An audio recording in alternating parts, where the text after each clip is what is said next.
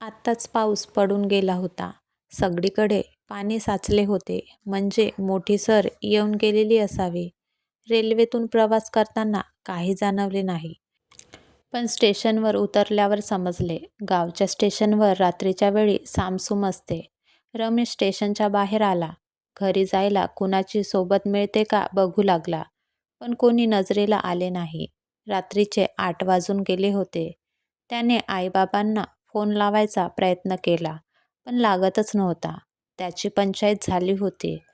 एवढ्यात साहेब कुठं जायचं आहे असे म्हणून कंदील घेतलेला एक इसम त्याच्या समोर आला. अरे, या माणसाला आपण कसे बघितले नाही? कुठून आला हा? असा विचार त्याच्या मनात आला. त्या माणसाने कंदिलाची वात मोठी करून तो वरती धरला. त्याबरोबर दोघांना एकमेकांचे चेहरे दिसले. कोण रे? दादासाहेबांचा रमेश ना तू? हो हो. पण आपण कोण? रमेशने विचारले. अरे, मी परसू, रंजूचा बाप. आला आता लक्षात. बऱ्याच वर्षांनी आलो गावी. पण काका, तुम्ही मला बरोबर ओळखले कसे काय? आज रंजू गेली होती तुमच्याकडे, तेव्हा आईसाहेबांनी सांगितले तुला घेऊन यायला. पाऊस आल्याने मला यायला उशीर झाला. चल, मी बैलगाडी आणली, ये. असे म्हणून परसूने त्याची बॅग आपल्या हातात घेतली व रस्त्यावर असलेल्या बैलगाडीत ठेवली. बैलांच्या गळ्यातल्या घंटेचा किणकिण आवाज आणि चाकांचा खडखड आवाजाने गाडी रस्ता कापू लागली. परत पाऊस पडू लागला. परसू बैलांना पळवू लागला. नाही म्हटले तरी परसूचे घर येईपर्यंत पावसाचा जोर वाढला. आपण माझ्या घरी जाऊ, मग पाऊस थांबल्यावर घरी सोडतो तुला, परसू रमेशला म्हणाला आणि दोघेही चिंब भिजून परसूच्या घरात शिरले. दार ठोठावताच परसूच्या बायकोने दार उघडले. साहेबांच्या मुलालाही घरी घेऊन आल्यामुळे तिची खूप धांदल उडाली. रमेशचे कपडे पूर्ण ओले झालेले, बदलणे भागच होते. त्याने बॅग उघडली, कपडे घेऊन बाथरूमच्या दिशेने गेला. तेवढ्यात रंजनाने त्याला थांबवून गरम पाणी दिले. त्याची आंघोळ उरकेपर्यंत तिच्या आईने भात व मासे तळून तयार ठेवले होते. परसूनेही कपडे बदलले आणि त्याला सांगितले, मी आईसाहेबांना तू इथं असल्याचा निरोप पाठवलाय. पाऊस थांबला तर पोचवतो, नाहीतर उद्या सकाळी. हे कळल्यावर त्याला हायसे वाटले. तळलेल्या माशाचा वास पसरला होता. त्याची भूक चांगलीच चाळवली. एवढ्या दिवसांनी मासे खायला मिळाले, वरून वेगळ्या पद्धतीचे. त्याने जेवणावर ताव मारला. पावसाने रौद्ररूप धारण केले होते. सोसाट्याचा वाराही वाहत होता. झाडेही कोलमडून पडत होती. परसूकडे राहिल्याने बरे झाले होते. निरोप देऊन ते पोरगही परतलं. वाटेत झाडे पडल्याची बातमी त्या पोरानेच दिली होती. भरपेट जेवणाने व थकल्यामुळे रमेशचे डोळे जड झाले होते.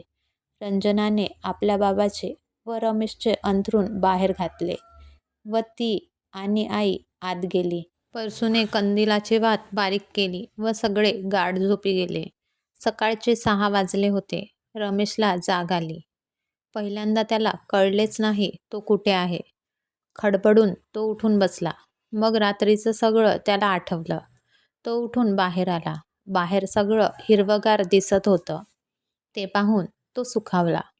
मनात विचार आला, एक कप गरम चहा मिळाला असता तर.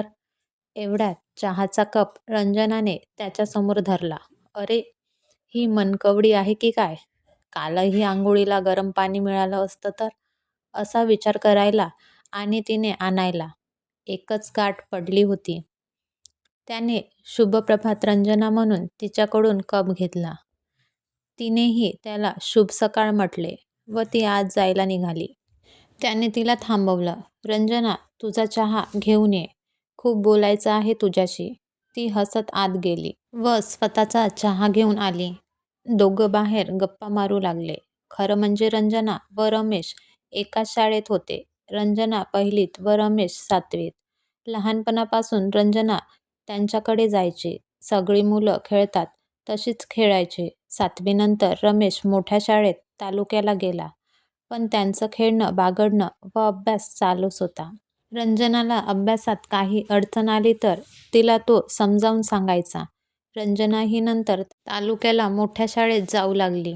पण रमेशचं कॉलेज सुरू झाले तेव्हा त्यांच्या मैत्रीत थोडा फरक पडला. रंजनाही 10वीत असल्याने अभ्यासाला लागली. रमेशने इंजिनिअरिंग पूर्ण केले व अजून पुढील शिक्षणासाठी तो फॉरेनला गेला. रंजनाला 10वीत उत्तम गुण मिळाले व तिला शिष्यवृत्तीही मिळाली.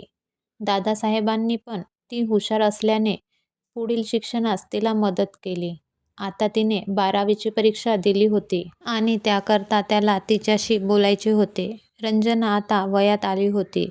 परसूची मुलगी असली तरी नाकीडोळी उजवी होती. रंग गव्हाळ आणि लांबलचक केस. कुणाचेही लक्ष जावे अशी ती उठून दिसत होती आणि अशी सुंदर बालपणीची रमेशची ती मैत्रीण होती. अभ्यासामुळे मैत्रीत थोडा दुरावा आला होता. आता 12वीनंतर तिला काय करायचे आहे हे त्याला जाणून घ्यायचे होते. रंजना, पुढे काय करायचा विचार आहे? कुठली शाखा निवडणार? अरे 12वीचा निकाल तर येऊ दे. तो येईलच ग.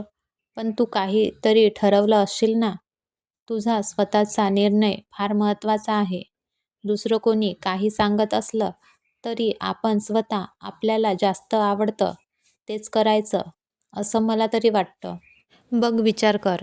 एवढ्यात परसू चहा पीत पीत तेथे आला. अरे रमेश बाबा, लवकरच उठलात. काय म्हणते तुमची अमेरिका? परत जाणार का तेथे? नाही काका, परत नाही जाणार. पण मुंबईत चांगल्या कंपनीत नोकरी मिळाली. पाऊस थांबलाय. मी निघतो आता घरी. थांब, समोरचा गणेश घरी पोचवेल त्याच्या स्कूटरवरून. ये आत. गरमागरम थालीपीठ खायला. थालीपीठाचे नाव काढताच रमेशच्या तोंडाला पाणी सुटले. न्याहारी झाल्यावर रमेशने सुटकेस उघडून एक पॅकेट रंजनाच्या हाती दिले. एवढ्यात गणेश आला. सर्वांना टाटा करून तो त्याच्याबरोबर निघाला. रंजनाने ते पॅकेट उघडले तर त्यात अत्तराची बाटली, चॉकलेट्स व तिकडचे खास दागिने होते. रमेश घरी पोचला तेव्हा पाऊस पूर्ण थांबला होता व रविराजमध्ये डोकावण्याचा प्रयास करत होता. सकाळ खूपच प्रसन्न वाटत होती. रमेशला तर कधी आईसाहेबांना भेटतो असे झाले होते. सतत 2 वर्ष तो घरापासून लांब होता. तो घरी पोचताच त्याची दृष्ट काढून व ओवाळणी करून आईसाहेबांनी त्याला आत घेतले. आईला नमस्कार करून तो आईच्या कुशीत शिरला व त्याचा सगळा शीण नाहीसा झाला. दादासाहेबही पूजा करून आले. त्यांच्याही तो पाया पडला. नंतर त्याच्या गप्पा सुरू झाल्या. सारे नौकर चाकरही त्याला भेटून गेले. रमेशचे घर खूप मोठे होते, म्हणजे एक वाडाच. पूर्वी घरात लोक व नौकर चाकर खूप होते. सगळे एकत्र राहत होते. पण मुलांच्या शिक्षणाची चांगली सोय नसल्यामुळे एक एक जण पांगले. पण सणवाराला सगळे घरी येत. दादासाहेब व आईसाहेब घर व घरच्या सगळा कारभार सांभाळत गावीच राहिले. त्यांचा एकुलता एक रमेश अगोदर मुंबईत, नंतर 2 वर्ष अमेरिकेला शिक्षण घेऊन आला. त्याला उच्च पदाची नोकरीही मिळाली होती. रुजू व्हायच्या अगोदर तो गावी आईवडिलांना भेटायला आला होता. रमेश श्रीमंतीत वाढलेला असला तरी त्याची राहणी वागणूक साधी होती. 2 दिवसानंतर दादासाहेबांनी पार्टी ठेवली व त्याप्रमाणे त्यांचे आमंत्रणाचे निरोपही पोचवले होते. घरचे सगळे आता भेटतील म्हणून रमेश खूप आनंदित झाला. गावातली पार्टी म्हणजे शहरी लोकांसारखी नसते, तर गावी श्री सत्यनारायणाची पूजा घालतात. जवळचे खास व घरचे लोक बोलवतात. नातेवाईकांनी एकत्र येऊन सगळ्यांच्या कल्याणाकरता देवपूजा घालून देवाने सगळ्यांचे भले करावे हाच एक उद्देश असतो. पूजेच्या रात्री भजन मंडळी कडून भजनाचा कार्यक्रम व नंतर शास्त्रीय गायनाचा कार्यक्रम ठेवला होता. सर्वांच्या चहापाण्याची व्यवस्थाही केली होती. दुसऱ्या दिवशी माशांचा खास पद्धतीचा जेवणाचा कार्यक्रम. त्यात वेगवेगळ्या प्रकारचे मासे व त्यांचे वेगवेगळे पदार्थ. एक परवीनच असते. रमेशचे सर्व नातलग व त्यांची मुले बाळे एकत्र जमल्याने 2 दिवस खूप मज्जेत व आनंदात गेले. रमेशला लहानपणाचे दिवस आठवले. असेच घर भरलेले असायचे. आपण हसलो की घराच्या भिंती, कौले सारे घरही आनंदित होत असत. घरात एक उम्मत, प्रसन्नतेचं वातावरण जाणवतं. एक वेगळाच आनंद उपभोगता येतो. तसाच या 2 दिवसात त्याला मिळाला. त्याला तो आनंद दादामुळे मिळाल्याने त्याने त्यांचे आभारही मानले. आपल्या मुलाला गावचं आकर्षण असल्याचे त्यांना जाणवले. शहरात जरी नोकरीधंदा केला तरी आपल्या गावाकडे अधूनमधून येत राहील याची त्यांना खात्री झाली. रमेशला संपूर्ण गावात फेरफटका मारायचा होता. त्याने दादांना विचारले. दादांनी त्याला परसू व रंजनालाही बरोबर घेऊन जायला सांगितले. आईसाहेबांनी सगळ्यांचे खाणेपिणेही परसूकडे दिले. रमेशचे गावचे 2 मित्रही त्यांच्यात सामील झाले. भल्या सकाळी सगळी निघाली. गावची शेती, मंदिर, परिसरानंतर ते नदीकडे गेले. नदी म्हटली की गावच्या मुलांना त्यात पोहण्याची इच्छा होते. परसूसकट सगळ्यांनी पाण्यात उड्या मारल्या. रमेश थोडा घाबरला. त्याला पोहता येत होते, पण नदीत पोहणे त्याला अवघड वाटले. सवय नव्हती ना. पण त्याच्या मित्रांनी त्याला ओढून पाण्यात नेले. हळूहळू भीती कमी होऊ लागली व तोही पोहू लागला. काठावर रंजना त्याच्याकडे कौतुकाने पाहत होती. तिलाही त्याचे नवल वाटले. एवढी वर्षे बाहेर असून गावातल्या पोरांसारखा पोहता येतो तो. तसे पाहिले तर रंजनालाही पाण्यात उतरावे असे वाटले होते, पण ती त्यांच्या जेवणाच्या तयारीला लागली. रमेशने सगळा गाव बघून घेतला व मनात बरेच गावच्या भल्याकरिता मनसुबे रचले. एव्हाना त्याची व रंजनाची बरीच दोस्ती जमली होती. तिच्या पुढच्या शिक्षणाची काळजी त्याला वाटू लागली, कारण तिच्या आईवडिलांना तिचे आणखी शिक्षण नको होते.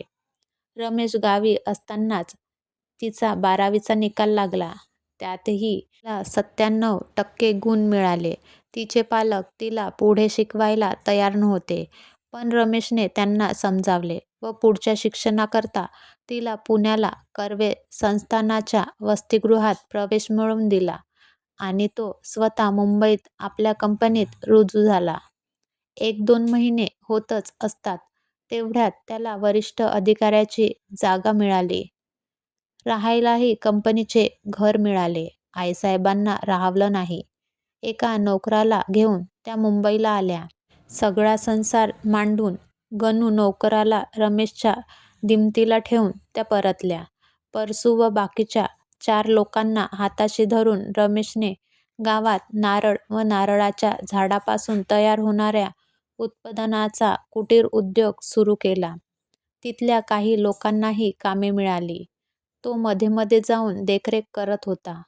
2-4 वर्ष झाली. रंजनाने पदवी घेतली व त्याचबरोबर तिने IASच्या सगळ्या परीक्षा दिल्या आणि ती IAS ऑफिसर होऊन कोकणात गेली. जी रमेश व रंजनाने गावाकरता स्वप्ने पाहिली होती, ती सफल व्हायची लक्षणे दिसू लागली. रमेश व रंजनाच्या गावच्या विकासाकरता बऱ्याच भेटीगाठी व्हायच्या. आता ती कलेक्टर झाल्याने आपल्या गावाकडे जातीने लक्ष देत होती व त्यामुळे गावाचीही खूप प्रगती झाली. नदीचे पाणी नळाद्वारे प्रत्येक घरात पोहोचवले. रस्ते, वीज, गॅस, शाळा, कॉलेज हे सर्वांसाठी उपलब्ध करून दिले. तर शेतकरी लोकांना बियाणे, शेतीची अवजारे, खत, पाणी या सगळ्या सुखसोयी झाल्यावर लहान मोठे कारखानेही उभारले गेले. रमेश व रंजनाने संपूर्ण गावचे रूपच पालटले. जे लोक गाव सोडून गेले होते ते परत गावी येऊ लागले. थोड्याशा कालावधीत रमेश व रंजनाच्या कर्तबगारीने त्यांचा गाव नंबर 1चा झाला. सरकारने डिस्ट्रिक्ट लेव्हलवर गावाला पुरस्कार प्रदान केला व रमेश व रंजनाचाही सत्कार केला. आईसाहेब लग्नाकरता रमेशच्या कधीपासून मागे लागल्या होत्या. मोठमोठ्या श्रीमंताच्या मुली त्याला सांगून येत होत्या, पण तो आईला काहीच उत्तर देत नव्हता. मग वडिलांनी त्याला विचारले, तुझी कोणी आहे तर तसं सांग. तरी तो काही बोलला नाही. खरं पाहिले तर लहानपणापासून त्याला रंजना खूप आवडत होती. सर्व मुलीत तिचं वागणं वेगळं होतं. ती अभ्यासातही हुशार होती. आपल्यासारखे तिलाही खूप चांगले गुण मिळावे म्हणून तो तिला अभ्यासात मदतही करत होता. तिचं जवळ असणं त्याला बरं वाटत होतं. नंतर कॉलेजकरता तो तालुक्याला गेला. त्याचा अभ्यास वाढला. उच्च शिक्षणाकरता मुंबई व नंतर अमेरिकेला गेला. भेटीगाठी बंदच झाल्या होत्या. तरी बऱ्याच वेळी तो एकटाच तिच्याशी संवाद साधायचा. असे का होते त्याला कळत नव्हते. तिच्या मनात काय आहे हे त्याला माहीत नव्हते आणि तिला विचारण्याचे धाडस त्याच्यात नव्हते. 2-4 वर्ष गावच्या विकासासाठी त्या दोघांनी घालवली. कामकाजाकरता दोघं खूप वेळा जवळ आली. पण गावच्या विकासाचे ध्येय होते व नितळ मैत्रीच्या नात्याने ते वागत होते. त्याला तिला विचारावं असे बऱ्याच वेळा वाटले, पण संधी मिळालीच नाही. आईसारखी लग्नाची गोष्ट काढते, तेव्हा आपण रंजनाला विचारावं असं वाटलं. आता दादांनी त्याला विचारले, तुझी कोणी असेल तर सांग. वाटलं त्यांना सांगावं, पण पंचाईत होती. त्याला रंजनाचा कौल माहीत नव्हता. तो जाणून घेण्यास त्याने तिला फोन लावला आणि सांगितले, एका महत्त्वाच्या कामासाठी भेटायला तुझ्या ऑफिसमध्ये येतोय. फोन बंद केला व तो निघाला. त्याला पाहून तिने विचारले, का एवढ्या घाईत? फोनवर का नाही सांगितले? थांब, मला थोडं पाणी पिऊ दे. तिने ग्लास त्याच्यापुढे सरकवला. त्याचं पाणी पिऊन झाल्यावर तिने विचारले, बोल आता. काय काम निघालं? रमेशने ओठावरून जीभ फिरवली व पटकन बोलला, रंजू, मला तुझ्याशी लग्न करायचे आहे. तू तयार आहे? त्याच्या या प्रश्नाने ती अवाक झाली. तिने स्वप्नातही विचार केला नव्हता रमेश असं काही विचारेल याचा. लहानपणापासूनची मैत्री वयात येताच कधी प्रेमात बदलली हे तिलाही कळले नव्हते. तिच्याही मनात प्रेमाचा अंकुर उमलला होता, पण बोलायची, सांगायची सोय नव्हती. आपल्या वागण्यातून कुणाला कळता कामा नये म्हणून दक्षता घेत होती. ती त्याच्याकडे बघतच राहिली. तू करशील माझ्याशी लग्न? का नाही? ती पटकन बोलून गेली. त्याने तिचा हात पकडला व थँक्स अ लॉट रंजू म्हणून किंचित दाबला. संध्याकाळी भेटू असं सांगून तो घरी गेला. रंजनाने ही गोड बातमी आपल्या आईवडिलांना कळवली. त्यांना बरं वाटलं, पण शंका आली. आईसाहेब मान्य करतील रंजूला? कितीही शिकली तरी एका नोकराची मुलगी. त्यांना रंजनाची काळजी वाटू लागली. इकडे रमेश जेवणाच्या वेळी घरी पोचला. आनंदाचे उधाण फुलले होते. उतावळा नवरा, गुडघ्याला बार्शिंग. क्रमाने आईने विषय न काढताच तो आपणहून म्हणाला, तुम्ही लग्नाचे म्हणत होता ना? त्याबरोबर आईसाहेब म्हणाल्या, मग उद्याच मुलीला घेऊन यायचा निरोप पाठवते. संध्याकाळी 5 वाजता चालेल ना? अगं आई, मला रंजनाशी लग्न करायचे आहे. काय? आईसाहेब जवळजवळ किंचाळल्याच. अरे, ती शिकली सवरली तरी शेवटी परसूची, एका गड्याची मुलगी. लग्न काय खेळ वाटला तुला? 2 घराण्याचा मिलाप असतो तो. त्यांचं कुळ काय? आपलं खानदानी घराणे. लोक काय म्हणतील? नाही, हे शक्यच नाही. तिचा विचार तू सोडून दे आणि त्या देशपांडेच्या मुलीशी लग्न कर. आपल्या घराला शोभेल अशीच आहे. एवढा वेळ गप्प असलेल्या दादासाहेबांनी तोंड घातले. रमेश, माझी तुला परवानगी आहे. तू खुशाल रंजनाशी लग्न कर. आम्ही आमची घराणीच कुरवाळत बसलोय. आमची घराणी व बुद्धिमत्ता आता नाही राहिली आमच्याकडे. आमची प्रतिष्ठा आमची गुंजारायची. ती गड्याची मुलगी असली तरी आज एक नामवंत डिस्ट्रिक्ट कलेक्टर आहे. ती जर सून म्हणून आपल्या घरी आली तर आपली प्रतिष्ठा, आपल्या घराण्याची इज्जत वाढेलच. इथं वर्ण जात बघू नका, तर माणूस व माणुसकी बघा. गावाची तर प्रगती झाली रमेश. आता रंजनाचा हात पकडून तुझ्या घराची प्रगती कर. हे दादासाहेबांचे बोलणे ऐकून रमेशने त्यांना कडकडून मिठी मारली. तेव्हा ते त्याच्या कानात बोलले, लहानपणी तुम्ही खेळत होता ना, तेव्हापासून मी रंजनाला सून म्हणूनच पाहतो. रमेशला आनंदाचा आणखी एक धक्का बसला. नंतर रमेश व दादासाहेबांनी आईसाहेबांना नीट पटवून दिले व रमेशच्या मनधरणीने त्यांनीही मग होकार दिला. दादासाहेबांनी रंजनाच्या आईवडिलांना बोलावून घेतले. ते लोक दबत दबत आले होते, पण दादासाहेबांनी त्यांना दिलेल्या मानाने त्यांना भरून आले. थोड्या वेळाने रंजनाला घेऊन रमेशही आला. सगळ्यांनी एकत्र देवाला नमस्कार केला. रमेश आणि रंजनाने दोघांच्या आईवडिलांना वाकून नमस्कार करून आशीर्वाद घेतले. एकत्र बसून चहापानी केले. दादासाहेब व परसूकाका पंचांगात लग्नमुहूर्त शोधून लागले. ही कथा आवडली असल्यास लाईक करा, शेअर करा आणि सबस्क्राईब करा. धन्यवाद.